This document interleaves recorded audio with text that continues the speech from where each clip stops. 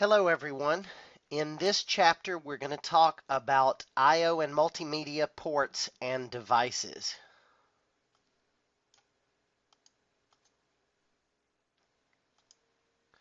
We're going to talk about what I/O ports are and why we have them.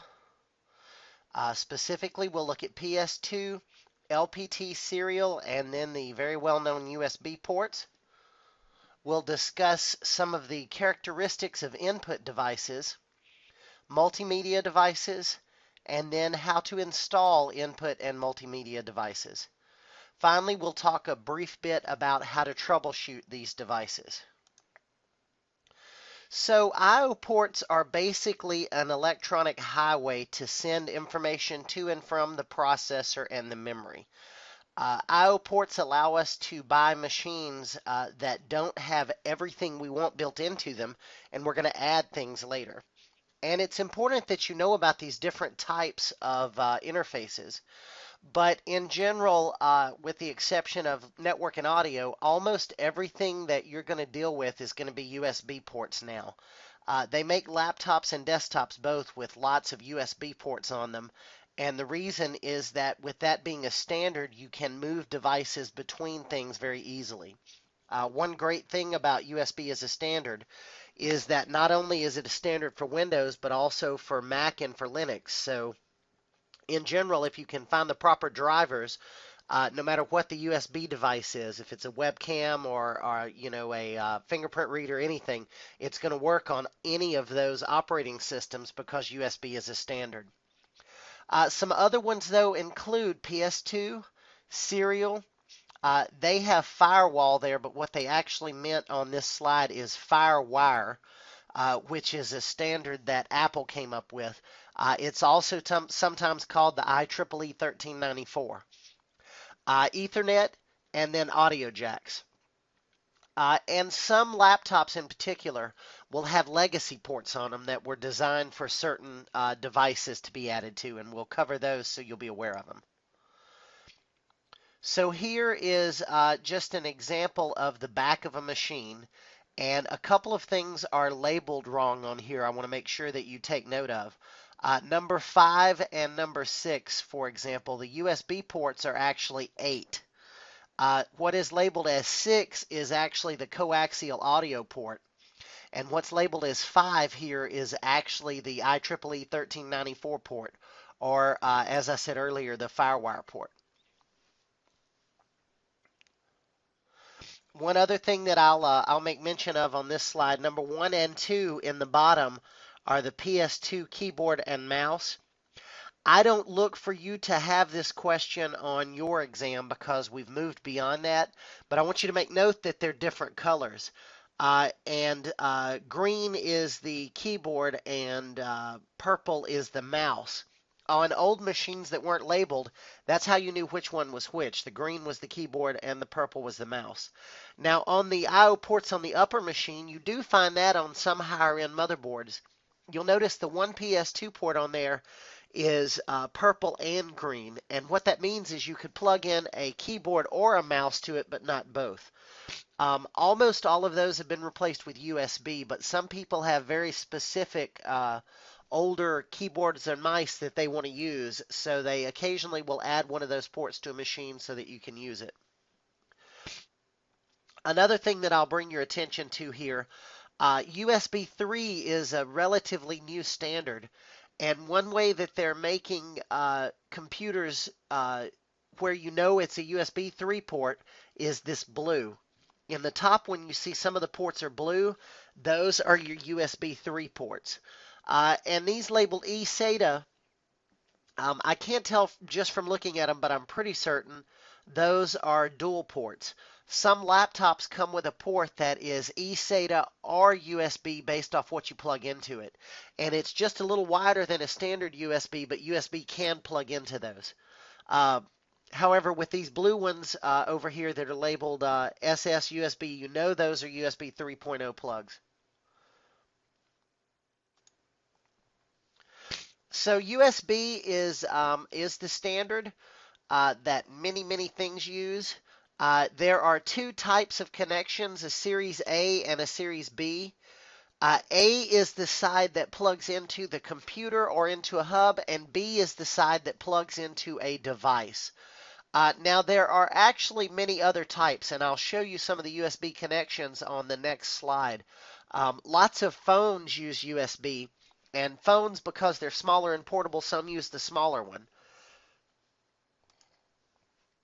In general, USB cables work best if they're 6 feet or less, and they say that the maximum length is 5 meters.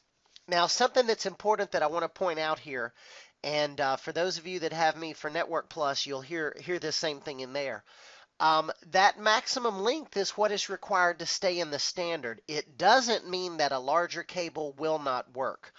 I, for example, have a USB printer that is about 8 meters away from my computer, and I have a 10-meter cable on it, and it works just fine. That is out of the standard, though. What that means is it's not guaranteed to work in any sense of the imagination. The same can be said about the 100-meter length on Category 5 network wire. You can make it a little bit longer, and chances are it'll work. It's just not in the standard, so you want to avoid it if possible. There are 3 versions of USB currently in use. Make sure you know the speeds of these. There will probably be questions on the exam asking you which speed is what.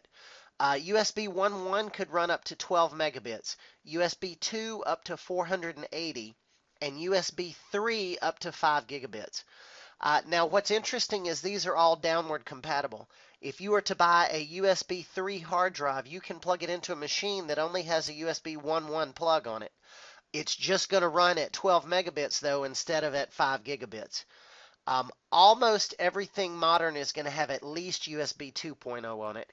And 3 is still upcoming, but you're going to start seeing more and more machines with 1 or 2 USB 3 ports on it.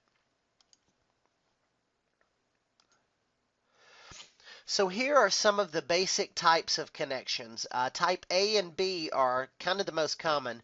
You find lots of cables that have A on one end and B on the other. B is what would go in the back of something like a printer, and A is what will go into the computer or a hub.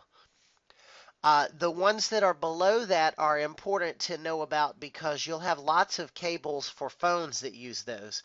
And in general, the cable will be A on one side, the USB type A, and then the other side might be a mini or a micro. Those are kind of the common ones on there. And lots of phones use the A, the micro A and the mini A sockets. So the phone will have the socket, but the cable will have the plug on both ends. So adding USB ports is relatively easy. They have lots of cards you can put in your computer that are PCI or PCI Express that will add USB if you don't have it. There are 2 types of hubs that you should be aware of. And a hub for USB is just like a hub for a network. It allows you to plug more devices into one port.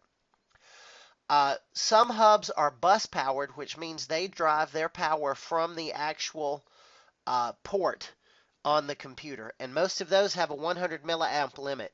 That means that if the devices you're plugging in require power, such as a webcam or a monitor, some USB monitors can be run that way, and it doesn't have its own power, it's going to draw it from USB. You have a 100 milliamp limit that is easy to exceed with just 2 devices. If it is a self-powered hub, it's probably plugged into an AC adapter, and those have a 500 milliamp limit. I don't know if any of you are familiar with USB hard drives, but a lot of them come with a cable that has one USB plug that goes into the computer, into the hard drive, and the other end will actually be 2 cables. And the reason for that is the hard drive needs just a little more than 100 milliamps for that port. So what you can actually do is plug it into 2 ports, and it'll draw power from both to power the device. But if you plug one of those into a powered USB, you're fine. Now, lots of laptops and computers now actually deliver 500 milliamps to each of the USB plugs because they realize more and more people are wanting to use these powered devices and derive the power from the computers. Hubs are important to be aware of, but if you buy a modern machine, you may not ever need a hub because lots of laptops come with 6 or even more USB ports on them, more than you'll probably ever need. So another standard to be aware of is FireWire. And FireWire is IEEE 1394. This is Apple's answer, and it was derived shortly before USB 3, and it's faster than USB 2. So the idea here was that this would be maybe a standard that would take off. However, since it was Apple developed, it was proprietary to Macs for a very long time, and it really didn't take off. Basically, the only things you see on it now are some digital cameras and video cameras.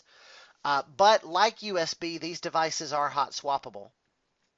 Occasionally, you can find FireWire 800 hard drives, but they're not very common. Another type of interface to be aware of is called SCSI, or SCSI. And the reason that this is important is that SCSI was used in a lot of servers up until relatively recently when SATA took off. SCSI was more robust than IDE drives, which were very popular at the time. And with SCSI, these were the first devices you could put in servers that were hot swappable. What we mean by that is that you could pull the hard drive out and replace it while the machine was running if you had what's called RAID set up, where you had multiple copies of that data on 2 or 3 hard drives or more. So SCSI, you will occasionally find image scanners that use it. Some optical drives use SCSI, but the main place you see it are in hard drives and in tape drives for backups. There are 2 types, narrow and wide. Narrow SCSI would support 7 devices, and wide SCSI would support 15. Narrow SCSI used a 50-pin cable, and wide SCSI used a 68-pin cable. And each device on a SCSI, what's called chain, has to have its own ID. So different devices have these little switches on them that you can set, so you can set the device ID of the device. No 2 devices can have the same address. Another thing that's important is that the very last device on a SCSI chain must be what's called terminated. And the next slide will kind of talk about that. But termination basically is to end the data going through the chain. It tells the SCSI card that that is the last device, not to look for anything past it. And here we're showing an example.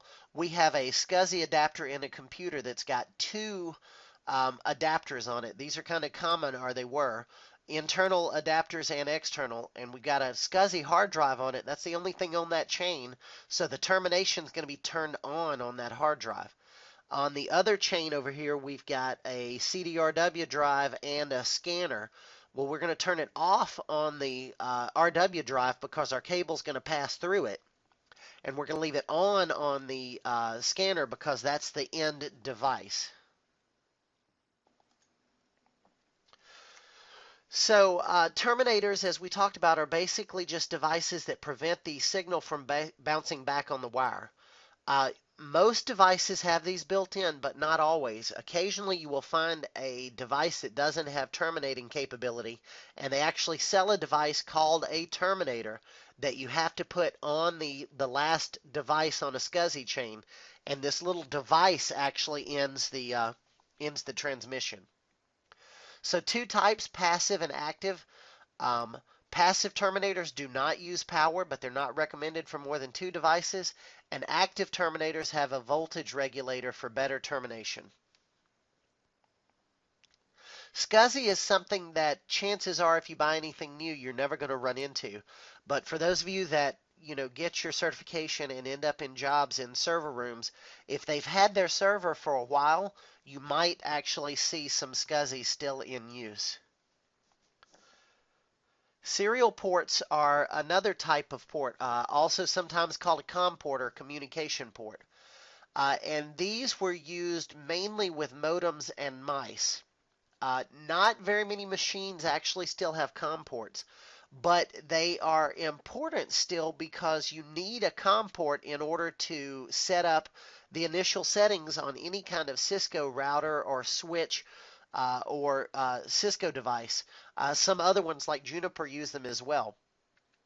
So what ends up happening is that since most laptops now don't have COM ports on them anymore, you can buy an external device that is a USB to serial port adapter. These things are about $8 or $9. They're not very expensive.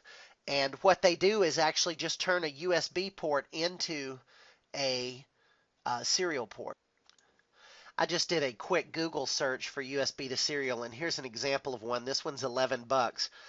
You see it's got serial on this end, so you could plug that into whatever device it is that you've got that uses serial. And the other end's USB, so you just plug that in and you're good to go.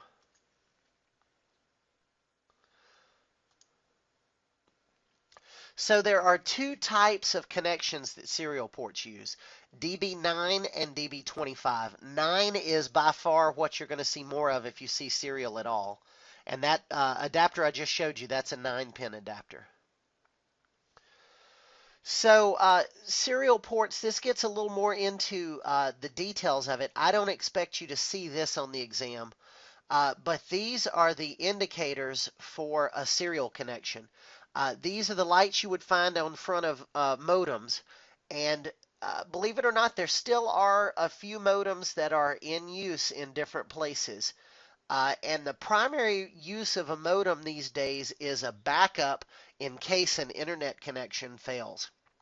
For example, when I was over at LSUS as a net admin, we had a Cisco core router that routed the entire campus.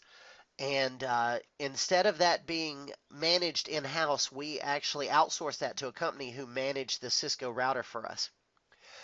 If we were to completely lose internet connectivity for some reason, our router had a modem attached to it that was attached to a standard old telephone line, and the company that managed it for us could dial into that modem even if we lost connection to the internet, and they could see if there was a problem with the configuration or if it was actually a hardware problem. So modems and traditional phone lines are still used in a few places like that. When I was at the juvenile court, we had a modem that was the backup line for the NCIS connection, which is what they would run background checks through the FBI on. And if the router that connected us to Baton Rouge failed, there was a modem as a backup that would dial up. And while that was a terribly slow connection, it was still a connection, so it still allowed data to go through. Well, in front of external modems, you'll see things like CD, RD, TD, DTR. These are just the abbreviations for the things that a modem does. RI would tell you it was ringing. Carrier detect would tell you that it was, connected, and then transmit and receive data were the important ones. All right, when you start dealing with COM ports, you get into an area of computing that is older than what we call plug and play. Almost everything that you run into now when you add it to a computer is going to be plug and play. But with modems or with COM ports, you have to set each port, and you cannot have two devices on the same port. Notice that COM ports 1 and 3 and then 2 and 4 share IRQs, but they don't share I/O addresses. So this is important that you just kind of are aware of this. I don't expect you to see this on your exam. When I took the A+2 versions ago, this was actually on it. And they would ask questions about what IRQ port went with what COM port. But since we've moved beyond a lot of that, I don't really look for you to see a lot of that anymore. Just kind of pay attention to the test questions as you're going. And if you notice those on the practice exam, take a minute to memorize this. So in order for serial ports to make connections, you have to set everything the same on the receiving device and on the computer. The first thing you'd have to set is the transmission speed. The lowest speed that it would do is 300 bits per second, and the highest speed a serial port would do is 115,200. Faster are only on what are called the new UART chips. The other thing you'd have to set is the word length, which is 7 or 8 bits, and then what type of flow control the device is going to use. X on and X off are DTR DSR, and both devices have to use the same one. With modems, you also had to set what's called the parity and then the stop bits, and you used 1 or 2 stop bits. And as long as all the devices and the computers were set the same in whatever terminal software you're going to use to connect to a modem, it would all work. Parallel ports are another type of port that you should be aware of. And a parallel port is a 25-pin female connector. They're traditionally used for printers, and you really only see these on older systems. You might occasionally run into a printer that still has it, but almost all printers now are going to be USB, or something that's becoming more and more popular are printers that are directly connected to the network. With a directly connected network printer, you know, everyone is able to just share that. Even at a home network, everybody can just share the one printer. But the maximum number of LPT ports you could put in a computer would be 3. And here are the addresses that those would use. Some other ports that they say are kind of common, PS2. And I'm going to say that those are not as common as they want to say. PS2 is not found hardly at all. A Centronics printer port, which is a 36-pin cable. If you happen to run into a printer, and I'm going to pause here for a minute and see if I can find this cable to show you what it looks like. All right, this is just a typical printer cable. And one end here, the end with the pins, is what would plug into the computer. That's the LPT cable that goes into the back of the computer. This on the other end, this is called a Centronics cable, and this is the connection that most printers would have. And this would connect you through to your printer. Most of these were bidirectional, which meant the computer and printer could communicate with each other. So the printer could send messages like I'm out of ink or I'm out of paper or whatever. And the computer could respond with a message so the user would know to go and do whatever's needed to the printer. So other connections, audio jacks are pretty common, and most computers use the mini jacks, the 1/8-inch jacks. And take note of these colors. This is called the PC99 color coding scheme. This is still in use. If you have a machine that's got a pretty decent sound card in it, you might see that it has these for your different sounds for surround sound. So pink is the microphone, light blue is line in, lime green is your connection out, brown is the left to right speaker, and then orange would be the subwoofer. Another type of connection you will see is called an SPDIF connector. And an SPDIF connector is a fiber optic connection for fiber optic audio. And then some machines will have MIDI connections, and MIDI stands for Musical Instrument Digital Interface. MIDI is usually only seen on upper end sound cards, and this is used with musicians who want to be able to record whatever they're doing directly to their computer. MIDI, instead of actually recording the sound, records the notes. Like you can find electronic organs and things that have MIDI interfaces on them. So you play the song and record it with MIDI, and then you can play it back exactly as you played it. But instead of it being recorded as sound, it's actually recorded as the notes that you clicked. So I've seen upper end MIDI devices where someone will play a song and then they can actually go to their computer and print off the song sheet of the song they just created. So input devices, keyboards, typically USB, but you may find PS2 on older devices. Generally, the BIOS will deliver an error if the keyboard is not installed. Now, this is one of the funny errors of computers to me because if the BIOS doesn't detect the keyboard, the BIOS will pop a message that says keyboard error, press F1 to continue. Yeah, press F1 when there's no keyboard. That's gonna really work out. But that can be disabled inside of the BIOS as well. A mice, again, you might find PS2, and they say watch for resource conflicts on older devices. Chances are very high, though, that your mice are also going to be USB. The same can be said for barcode readers and biometric devices. Now, touchscreens become something interesting because they were kind of falling out of fashion except for on phones. But now, due to Windows 8, we're seeing lots of laptops and home computers with touchscreens because Microsoft is kind of pushing the idea of using the touchscreen as more of a replacement than using the keyboard and the mouse all the time. Here they're just showing an example of where you set some of the mouse properties in Windows. These actually look like screens from XP, but they're going to be basically the same no matter what Windows operating system you're looking at.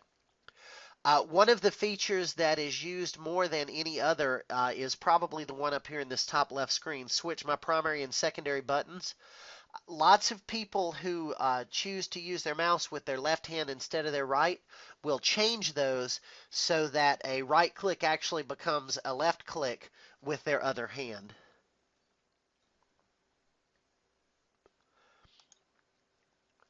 So other multimedia devices you might run into a webcam. These are generally plug and play. You plug them in and Windows or whatever operating system you have will find the drivers for it. Digital cameras are also becoming fairly popular. Most of us use phones for that, but we still have cameras and we plug them in to copy our pictures down. With MIDI devices, they want to make note here to tell you you have to install with the system off. MIDI is not plug and play, so for it to find the devices, you've got to turn it off, install the device, then install the driver. And some machines do not come with sound cards in them. You'll add a sound card. Usually those are plug and play, which means it will be automatically discovered. They don't put it on this slide, but I want to point out almost all motherboards now are going to have built-in sound. So one thing you will need to do if you're adding a sound card because you specifically want a MIDI port or you want one of these other types of devices, it's very important that you go in and turn the sound card that's built into your device off to make sure that you don't have conflicts. So other devices, microphones are plug and play. You just have to adjust the settings on background noise and how loud you want them. You may also run into a video capture card. And these you'll install and they're mostly plug and play as well. You'll set up whatever software is needed. So some troubleshooting to be aware of. With keyboards, you can check for damaged connectors or cable. Something that happens pretty common are these dirty or sticky keys.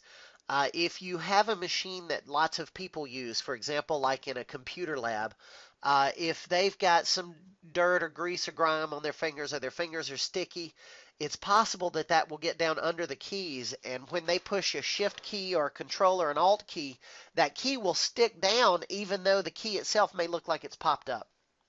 So the general rule on how to test for a keyboard is to substitute for a known good. Keyboards are relatively cheap. You can buy one at Best Buy for $8 or $9. If you think the keyboard's really the problem, replace it with one that you know that works to verify that it's bad. Or take your keyboard that you think is bad and plug it into another machine. Now make note here that if you're dealing with a PS2 keyboard or mouse, they are not plug and play. Turn the computer off before you plug those in because those are directly powered from the motherboard and you can short out the whole system if you plug one in while it's live. With a mouse, check for damaged connectors. Look at the properties, make sure, if the buttons aren't working right, make sure they're not reversed. They say clean the mouse trackball of lint and grease. Be aware of that, but almost all mice are optical now. I'm going to pause again and see if I can find a picture to show you one of them. Here is actually a picture of one of the computers that has a mouse that actually has a ball in them. These were the old analog type mice, and what happens is inside of the mouse there's two little rollers, and as you roll the mouse around on the desk, those rollers get moved, and that's how the computer moves the mouse. Now, almost all of them these days are going to be optical mice.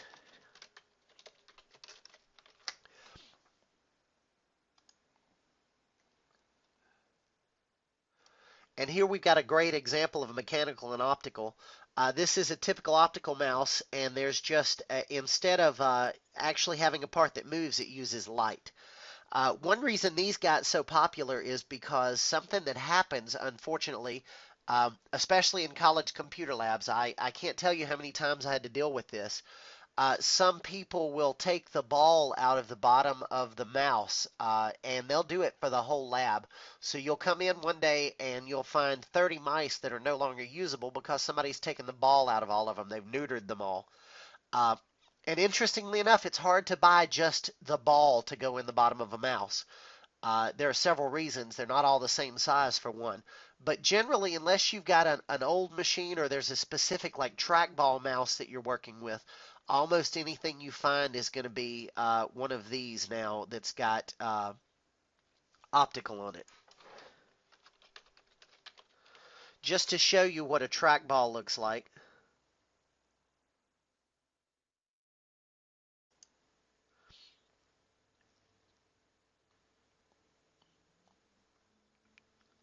These are typical trackball mice. And I personally was a big fan of the trackball mouse. Instead of rolling it around on the desk, you roll the ball around to move it. If you are a clutter junkie like I am and you have stuff everywhere, these are very good because you don't need as much space on your desk. This one in the upper corner here, um, my mother has one of those plugged into her computer, and she has very bad arthritis, and she finds it much easier to move that mouse around with the ball than actually moving the mouse around on a desk. So you do find some of these. A lot of these are optical now as well. Even though they'll have a ball, there will be a light that reads the ball.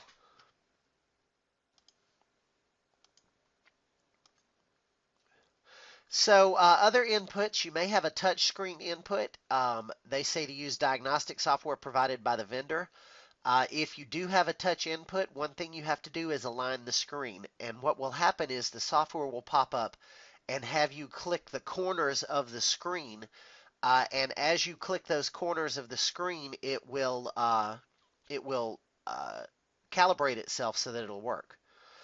Usually, if there are issues with touchscreens, there's not much you can do about it. If they quit working because of power supplies or whatever, it's a monitor. You just have to replace it. Sound cards, again, if you add a sound card to your machine, make sure you disable the onboard sound card. So if you have issues with USB, one of the major issues is that you don't have enough power on USB. You've plugged in more devices than the 100 milliamps provided. Usually, if that's the case, as you unplug things, you'll realize that that will correct the problem. So if you need all those devices, what you need to do is buy a USB-powered hub. If a device is running very slow, see if it connected in 1.1 mode instead of 2.0 mode. Sometimes if the cable's too long or if it just didn't connect the first time, a device may connect in 1.1 mode.